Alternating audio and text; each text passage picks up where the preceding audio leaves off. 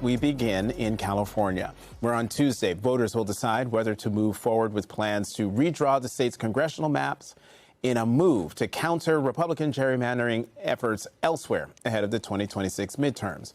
Some of those polling locations may be a bit more crowded than usual because in addition to the Department of Justice sending federal election observers to 5 counties in Southern and Central California, including Los Angeles, California Attorney General Rob Bonta has announced that the state will dispatch its own observers to monitor those DOJ federal election watchers. Perhaps it's because President Trump has already begun claiming there's widespread voter fraud in California, where 81% of ballots are mailed in. He reiterated that falsehood as recently as last Sunday, posting on social media, quote, "No mail-in or early voting, yes to voter ID. Watch how totally dishonest the California prop vote is. Millions of ballots being shipped." And last night at a rally for Proposition 50, former Vice President Kamala Harris had this to say about Trump and his efforts. It is about reminding folks that we refuse to kneel at the foot of a tyrant. What they are doing right now, what they are attempting to do in these states, Missouri, Ohio, North Carolina, what they are doing is about an implementation of a plan that has been long-standing about taking the voice of the people, intimidating voters, suppressing the vote. But California is taking a stand to say we understand the difference between right and wrong, and we will step up when necessary to make sure the voices of the people are heard. And joining us now is California Attorney General Rob Bonta. Attorney General Bonta, thank you for coming to the weekend. I just want to get your response to the President of the United States basically pre-butting the voters of California by saying whatever happens, there's voter fraud has occurred. Par for the course for him to be untethered from any facts and just make wild, reckless, and irresponsible statements.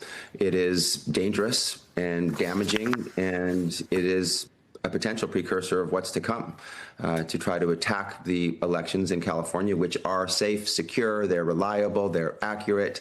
And so it's very dangerous. This comes from a president, of course, who in 2020 tried to ask the Secretary of State of Georgia for more votes so we can win the election. A judge found that he participated in an insurrection to overturn an election. So we have to see the context here. He's also attacked vote by mail because Vladimir Putin, that champion of democracy, told him that he should get rid of vote by mail in his country. And he's issued executive orders undermining the right to vote that we've had to block in court. And he's weaponized government like the DOJ to go after his political enemies. So we have to see the context. We can't be naive. His Truth Social post that you showed, prejudging based on no facts with a wild and reckless and irresponsible accusation is very dangerous. I mean, this is a guy who lost to Ted Cruz in Iowa in 2016 and said that that it was stolen. He won in 2016 and said there were all these illegal votes. So you're right, it is par for the course for him. But something that is not par for the course and is concerning a lot of folks. I'm going to get your reaction to it. This is from the Wall Street Journal from Wednesday.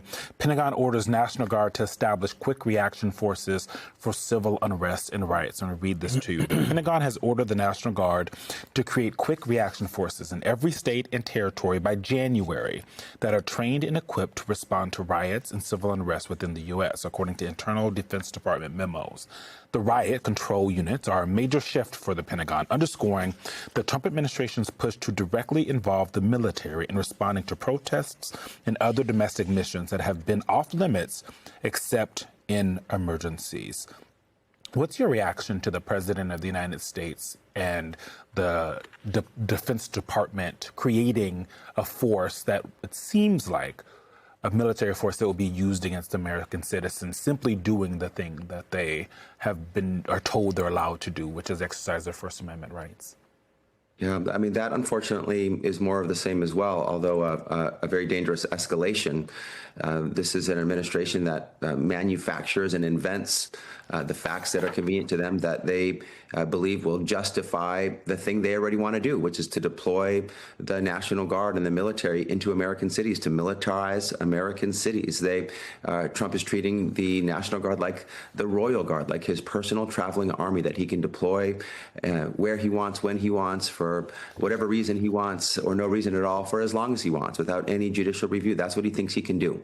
And he cannot. And people exercising their First Amendment right to peacefully protest does not justify the National Guard. There needs to be exigent emergency circumstances before the Guard can ever be deployed, like an invasion or like a rebellion or like the inability to execute the laws with the regular forces. That's what the federal law requires. That hasn't existed anywhere in the United States of America, yet the Trump administration continues to try to deploy the Guard, and seemingly with what you've just shown me and what you've shared and what the Defense Department is doing, they're escalating in this regard. So if the American people are unhappy with the military being deployed on American soil, and I don't see how they can't be unhappy about that, it's something that our law and our tradition has rejected for decades, they can speak up and speak out and hold this Trump administration accountable, as we will do in court. I was going to say, how are you preparing for this possible eventuality? Los Angeles was ground zero for the Trump administration throwing the National Guard out against the wishes of governors around the country. How are you as Attorney General and how is your governor preparing for the fact that the administration may send in these quick reaction forces into Los Angeles or another city in California? In short, we'll be ready to sue immediately. We'll assess the basis for the deployment, and if there is no basis, as there has been no basis in the past, we'll go to court immediately, like within minutes. We were ready in San Francisco. If Trump deployed the Guard, we were going to meet him in court within seconds there, minutes there, and we will do it anywhere else that's necessary in California. We were the first in LA. Of course, Trump has gone to Chicago, gone to Portland, seemingly Washington, D.C. He likes to target California, so we expect there could be more National Guard deployments, but the court of law is where we go, where facts matter, where the law matters, where you actually have to show facts. You can't make them up. The judge in Oregon said that Trump's view of the facts were untethered from the actual facts. And you cannot make things up and just lie, as Trump so often does in court. You need to have proof, you need to have evidence, and you need to have a legal basis. And so we feel very strongly that we can go to court and block his efforts to deploy the National Guard in the future. And Attorney General, you have been at the forefront of the push back against the Trump administration's threats to have the Justice Department be prepared to send election monitors to California on Tuesday. How has it been ramping up your election monitors of your own and getting ready to deploy them on Tuesday during Election Day? And do you view this as a pilot program of sorts for other attorney generals throughout the country as we head into a huge election year next November 2026? I do think that what we're doing is a model for others. We welcome transparency, of course. Our elections are safe and secure. Most anyone can observe at a distance as long as they don't interfere and see that. But we reject interference and attempts to unlawfully obstruct or interfere with people's rights to vote and try to impact an outcome. And that's what this president has done in the past. So again, we cannot be naive to that. So we are deploying our own observers to the places where the federal monitors will be.